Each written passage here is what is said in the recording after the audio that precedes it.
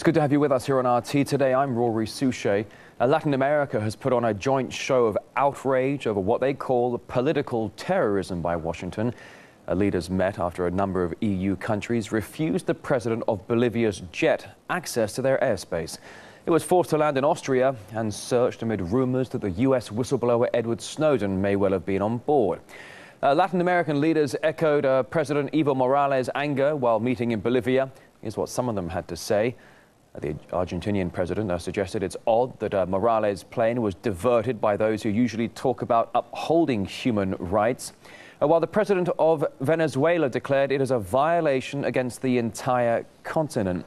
Ecuador's leader said the US wants to take away the other nation's civil rights, while Evo Morales himself stressed that an apology is not enough for what has happened. We will clearly examine, and if it's necessary, we will close the U.S. Embassy in Bolivia. We do not need the American Embassy.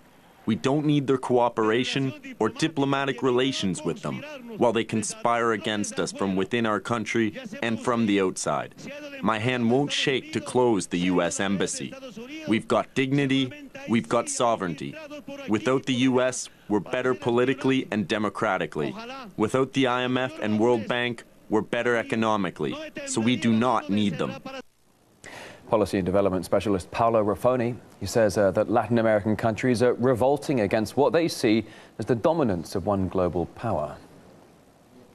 The rules of international law have been totally shaken, I would say since 1989 on, to a level that even among the Western powers now there is a situation where someone is more equal than others. And the possibility of a sovereign state to adopt decisions regarding asylum or protection of a certain individual are completely put aside to favor the major interest of the center of the imperial system, which is Washington in this case. And investigative reporter Dave Lindorf, he says it's notable how EU countries switched from anger at the US over its surveillance program to then suddenly complying with Washington.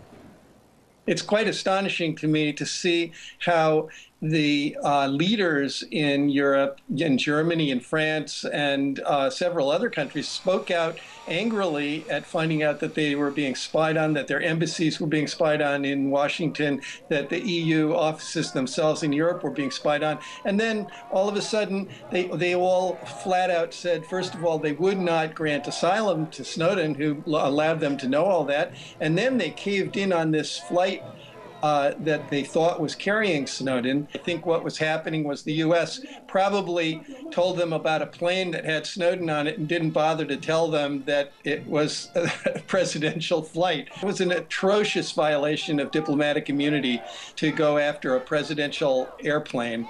And the truth is that President Morales had every right to carry Snowden if he wanted to. That would not have been grounds to have brought him down.